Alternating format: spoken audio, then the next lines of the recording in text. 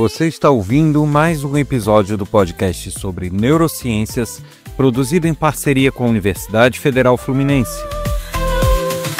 Adriano fala e a mente expande. Eu sou o Adriano Freitas, pós-graduado em Neurociência Clínica, Neuropsicologia Clínica, Intervenção em Neuropediatria. Este é um episódio sobre diagnóstico. Trazendo luz à neurologia, a cada podcast, uma viagem. Você pode colaborar para a continuidade do projeto e eu conto com isso. Basta compartilhar o canal e os episódios de sua preferência com seus amigos, colegas de trabalho, familiares. É o compartilhamento e a audiência que garante a continuidade desse projeto.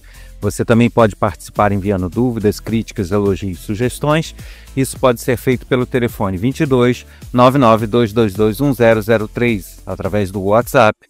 E, se quiser, também pode nos acompanhar nas redes sociais neurociência.af, TikTok, Instagram, Facebook e Quora. E para finalizar, aquele convite de sempre. Já são quase 300 episódios e você pode maratonar, pode se programar para ouvir todos eles. É só se programar direitinho que tem muita informação bacana no ar. Adriano Freitas no comando, descobrindo os segredos é o plano. Neurônios dançam em sinfonia, as sinapses brilham pura energia. Cada ideia é um clarão no escuro. E neste episódio eu falo um pouquinho sobre exames feitos na área neuro. Porque é muito comum as pessoas irem ao médico, fazerem um check-up, qualquer coisa assim, e já conhecem aqueles exames de sangue, de urina e outros exames que normalmente se faz. E geralmente fica aquela dúvida, né? Mas a área neuro, as pessoas escutam falar de neurônios, escutam falar de neurodegenerativas, neuromusculares. Como que é feito esse diagnóstico, né? A gente vai falar um pouquinho sobre isso para esclarecer que algumas doenças e algumas síndromes são de muito difícil diagnóstico. A área de neurologia, a área neuro, ela é uma área que foi contemplada, podemos dizer dessa maneira, com muitas condições raras, muitas condições bem específicas e que mesmo sendo condições raras e específicas, ainda pode se subdividir e ter condições raras dentro da condição rara. Então é realmente um leque muito grande de possibilidades e que infelizmente nem sempre é diagnosticável de uma forma tão simples, tão rápida, quanto você fazer um exame, ver lá positivo, negativo e pronto, diagnosticar. Não é bem assim. Em algumas situações, até se tem exame específico que você consegue, de fato, fazer um diagnóstico através deles. Mas em outras situações, esse diagnóstico se torna realmente uma maratona, muito complicado, porque envolve muitas vezes um conjunto de sintomas, um conjunto de características que você acaba tendo que fazer todo um mapa de exames, né? E não só na área neuro, até outros tipos de exame, para que a junção de todos esses exames te dê pistas para que você possa diagnosticar uma certa condição. Isso ocorre. Sem contar aquelas que até essa junção ainda deixa dúvidas. Então você acaba tendo que observar várias outras coisas, né? Incluindo muitas vezes até o comportamento da pessoa e reações e como ele age diante de certas situações. Algumas condições são tão complexas que o processo acaba sendo inverso, né? Tem que sair descartando outras coisas e se não tiver mais o que descartar, passa a ser avaliada a questão neurológica. Então, assim, existem vários complicadores, vários facilitadores, depende muito da condição, dos sintomas e do que o problema está envolvendo. Então, não é uma questão fácil de falar, né? Como no caso de uma anemia, que você olha o exame e está com anemia, beleza. Não, geralmente são condições mais específicas, salvo as condições mais comuns, né? Mais corriqueiras. Mas o objetivo desse episódio nem é falar sobre todas essas condições, que nem seria possível, mas é dar um breve resumo de alguns exames que talvez não sejam tão conhecidos da maioria das pessoas, mas que podem ser de grande ajuda para a detecção de algumas condições. Então, seria um panorama geral de como são alguns exames usados na área neuro para ajudar nesses diagnósticos. Então, a gente vai ter aí exames de imagem, que é uma categoria. A gente tem outro tipo de exame, que são os exames chamados neurofisiológicos. A gente tem outra categoria, que são os chamados exames laboratoriais e complementares, e também avaliações cognitivas. Então, com relação aos exames de imagem, os exames de imagem, eles são feitos para que você tenha uma visão do sistema nervoso, uma visão do cérebro, uma visão da medula, de diversas partes, né? Como se fosse uma fotografia da pessoa. Lógico que por dentro. O primeiro deles, e talvez seja o mais conhecido de todos, é a ressonância magnética, que é aquele onde a pessoa entra, não vou dizer um túnel, mas entra num portal ali e ele faz como se fossem fotografias do encéfalo, do cérebro, da medula, da coluna e de várias partes do corpo. E aí, através dessas imagens, se consegue diagnosticar alguns tipos de condição. Essa ressonância magnética, ela geralmente detecta tumores, AVC, malformações, degenerações, inflamações.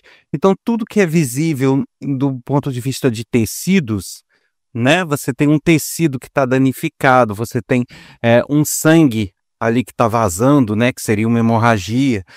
Isso tudo você consegue detectar na ressonância. Se a pessoa lesionou, sofreu um acidente, se quer saber o tamanho do estrago, a ressonância, porque ela vai mostrar o que foi lesionado dos tecidos. Tá? Agora, veja bem, ela mostra danos visuais, físicos, e não danos de funcionamento necessariamente. O que eu estou querendo dizer? Uma ressonância, por exemplo, detectaria um tumor, detectaria uma hemorragia, detectaria uma lesão, mas ela não detecta se não há uma lesão aparente, mas há um erro de comunicação entre áreas do cérebro, por exemplo. Ela pode não detectar, porque às vezes esse erro de comunicação se dá pela falta de uma substância, uma falta de uma proteína, e aí ela já não detecta, porque a estrutura está perfeita. O funcionamento dessas estruturas que pode estar prejudicado. E aí nem sempre ela vai ser eficiente para isso, porque ela vai, enquanto imagem, te mostrar uma estrutura perfeita, apesar de talvez em alguns casos não estar funcional. Então ela vai ajudar muito em certas situações, mas não vai ajudar tanto em outras. Um outro exame bastante importante, mas infelizmente não é comum, né? Não é muito usual, é muito específico, não é toda cidade que tem. Em pontos onde existe o exame, muitas vezes não se tem profissionais que conhecem todas as patologias para poder fazer bom uso desse exame. Então a gente tem duas questões aí que envolvem, porque a gente tem que ter o equipamento, tem que ter a disponibilização da tecnologia, mas tem que ter também bons profissionais e que que sejam específicos e que conheçam diversas condições que possam ser detectadas por ele, que é a ressonância magnética funcional, chamada fMRI. Essa ressonância funcional, ela não é bem essa que a gente conhece, que eu acabei de falar. Ela até parece, o equipamento parece, a pessoa também, ela fica também deitada, também tem aquele portal, só que com uma diferença. Enquanto a ressonância normal, ela vai detectar a estrutura física, vai detectar o mecanismo, vai fotografar como está o tecido, como que está o osso, como que está a parte ali palpável, né, a parte sólida, e até líquida no caso do sangue e tal. Já a ressonância funcional não. Ela detecta também os estímulos, o que está ativado, que áreas estão sendo ativadas ou não, que áreas que estão funcionando em tal momento ou não. E ela, diferente da ressonância, ela não necessariamente vai te dar uma foto, ela pode te dar um filme. Então, a pessoa que está fazendo o exame, ela vai ter que realizar determinadas atividades, falar algumas coisas, pensar outras, de repente fazer alguma atividade proposta e, ao mesmo tempo em que ela faz isso, se vê no equipamento que áreas do cérebro estão sendo ativadas, se está havendo uma correta comunicação entre essas áreas ou não. Então, ela é um avanço em relação à ressonância comum, porque ela não vai mostrar tecido e estrutura somente, ela vai mostrar o funcionamento delas. Então, por mais que o tecido, por mais que a estrutura esteja ok, se houver uma falha de ativação, uma falha de estímulo, uma falha de funcionamento, ela vai ser mais capaz de detectar e vai ajudar a detectar várias condições. A gente tem a tomografia computadorizada. Essa tomografia, ela se assemelha um pouco à ressonância magnética comum. Mas qual é a diferença? A ressonância magnética, ela é mais detalhada, ela te permite ter mais recursos e mais detalhes para que você possa avaliar mais a fundo as condições do paciente. Já a tomografia computadorizada, ela é um exame que oferece menos detalhes, mas a vantagem dela é que é um exame mais rápido. Dá para fazer ele de forma mais eficaz numa emergência, por exemplo. Então, uma pessoa chegou de um acidente, de um trauma grande, alguma coisa, é mais rápido preparar e fazer uma tomografia do que uma ressonância. Então, se for algo de emergência, a mais indicada num primeiro momento é a tomografia para fazer a avaliação geral do que está acontecendo. E à medida que for sendo feito o tratamento, vai se avaliando, talvez aí já com a ressonância, os detalhes da condição, né? Como que está a evolução e como que está o resto do tratamento. Então, eu diria que a tomografia, ele na verdade surgiu antes da ressonância e ele é um exame assim, né, que em muitas situações vai ser mais barato e mais rápido de fazer. O que acaba ajudando em determinadas condições. O outro exame bastante útil em certas situações é o PET scan, que é uma tomografia por emissão de pósitrons, que na verdade o paciente ele recebe uma injeção de uma molécula radioativa, geralmente glicose marcada, e o aparelho vai detectar como que o cérebro consome essa substância. Ele vai ser usado para detectar questões ligadas ao metabolismo cerebral. É muito usado para demências, para epilepsias, para tumores, tudo que pode afetar bastante o metabolismo cerebral vai ser mais facilmente detectável pelo PET scan. Então, uma pessoa está apresentando algum tipo de demência, né? Que aí tem vários tipos, o frontotemporal, tem o próprio Alzheimer, tem Parkinson, todos eles você vai ter uma detecção e vai ter condições de avaliar determinadas situações específicas desses casos, bem como tumores. Tumores também afetam bastante o metabolismo cerebral e você vai conseguir fazer no PET scan, você vai conseguir detectar basicamente como que está a evolução e se tem ou não algum tipo de tumor.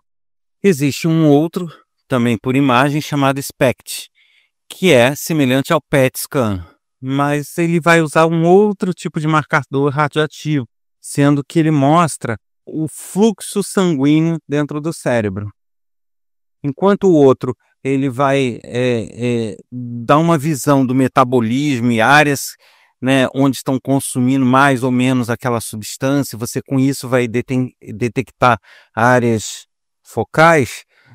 Já o SPECT ele vai te dar um panorama geral de como está a circulação sanguínea dentro do cérebro. E ele vai ajudar a detectar áreas onde está com muito fluxo de sangue ou pouco fluxo de sangue, o que vai auxiliar em casos de epilepsia e demências também. E até uma curiosidade é que ele ajuda a localizar onde começam as crises epiléticas. Bom, aí saindo dos exames por imagem, a gente tem os chamados exames neurofisiológicos. Um dos principais é a chamada eletroneuromiografia, Essa eletroneuromiografia, ela se baseia em você ter eletrodos e agulhas colocadas no corpo do paciente, sendo que os eletrodos em terminações nervosas e agulhas geralmente atravessando, né, dentro dos músculos, onde você vai medir a condução elétrica dos nervos e a resposta muscular a essa condução. Então você vai poder medir, é dado um pequeno choque numa das terminações e lá na outra se capta esse resultado desse choque. E aí se faz uma medição de tempo, se faz uma medição de intensidade, com que intensidade o choque que foi dado em cima foi captado embaixo, ou com que velocidade isso ocorreu. E aí você vai conseguir avaliar como está a condução nervosa naquele segmento. Esse exame é extremamente útil para detectar e ajudar no diagnóstico de neuropatias, como neuropatia diabética, lesões da raiz nervosa, hérnia de disco, miopatias, doenças da junção neuromuscular, como miastenia, também com doenças neuromusculares neurodegenerativas, tipo Guillain-Barré, CIDP, esclerose múltipla, esclerose lateral amiotrófica. Várias dessas síndromes ou dessas condições, elas vão causando uma perda dessa função, né, dessa comunicação e desse estímulo nervoso na parte muscular, muitos em nervos periféricos. Então você vai tendo dificuldade, perda de sensibilidade, dormência nas mãos, fraqueza muscular. E esse exame pode ajudar a detectar se está tendo algum problema nesse sentido, de ser alguma doença neuromuscular, neurodegenerativa ou alguma outra nesse espectro aí. Então é um tipo de exame que para alguns pacientes ele é muito desconfortável, para outros bastante tolerado, justamente pelo fato de envolver choque, envolver agulhas no músculo, né? As agulhas, dependendo dos pontos do músculo, isso para certos pacientes pode ser bem doloroso, e isso associado a choques também. Então, muitos pacientes vão ser tranquilos, vão ter uma boa tolerância, mas outros realmente vão se sentir bastante desconfortáveis com essa situação. Um outro exame nesse estilo é o eletroencefalograma, que é a colocação de pequenos sensores colados no couro cabeludo para poder registrar a atividade elétrica cerebral. Ele já vai ajudar a detectar epilepsia, encefalopatias, distúrbios do sono, alteração metabólica. Ele vai dar um padrão de ondas cerebrais, cuja mudança e a variação pode indicar algumas das condições que se está investigando. Então você pode ter alguma pista a partir do eletroencefalograma. Um outro exame também nesse sentido é a polissonografia, que é quando a pessoa tem problemas ligados ao sono, que é aquela apneia, onde a pessoa para momentaneamente de respirar, a narcolepsia, distúrbios motores noturnos, né? Aquelas pessoas que se movimentam durante o sono, a epilepsia noturna. Então, várias condições são detectadas através da polissonografia.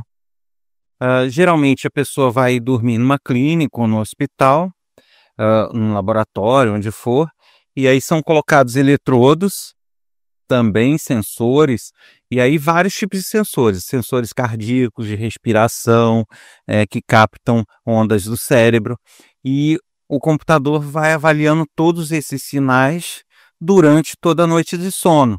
Então ele consegue traçar um mapa se a pessoa está tendo alguma apneia ou não, se a pessoa está entrando em determinada fase do sono ou não, se tal fase do sono dela está com um padrão ok ou se está comprometido por alguma coisa. Então ele já vai ajudar a detectar condições que influenciam na questão do sono. E um outro exame também neurofisiológico são os chamados potenciais evocados. São vários estímulos que são dados para o paciente, são estímulos visuais, luzes, né, sons, estímulos auditivos e até estímulos táteis. Aí, dependendo da condição, pode-se exigir que todos sejam aplicados, em algumas situações apenas alguns deles, e enquanto a pessoa tem esses estímulos, sensores captam a resposta do cérebro a esses estímulos. Esses potenciais evocados já vão ajudar naquelas condições, por exemplo, onde há uma lesão no nervo óptico. Então vai se medir como que os estímulos visuais, por exemplo, vão chegar no cérebro. Se eles vão chegar com a intensidade que deveriam ou não, ou se vão chegar com alguma interferência ou fracos. E aí vai se conseguir avaliar como que está o recebimento desses estímulos externos. Ele vai ajudar a detectar, por exemplo, lesões no nervo óptico, no tronco cerebral ou até mesmo na medula, porque ele vai conseguir, a partir de um estímulo externo, saber como ele está chegando lá dentro do cérebro. Então, se há uma falha nessa comunicação, no recebimento desse estímulo, você vai detectar através desse exame de potenciais evocados. Ele é bastante utilizado para a detecção e para diagnóstico de esclerose múltipla. É como se estivesse medindo a velocidade com que o cérebro reage a determinados estímulos. Né? Você pode ter um estímulo visual, não significa que você não está recebendo eles, mas significa que você pode receber eles mais lento ou de forma mais deficitária do que realmente deveria receber. E aí consegue-se fazer alguns tipos de diagnósticos. Eu falei aqui de alguns exames rapidamente, né? Não dá para a gente se aprofundar muito no episódio de podcast, mas é só para vocês terem uma noção, que em algum momento, tomara que não, mas vocês podem ouvir falar, ou podem precisar, ou alguém da família, você já tem a noção mais ou menos do que eles fazem. Mas, além de não dar para se aprofundar muito, não dá para falar de todos num episódio só.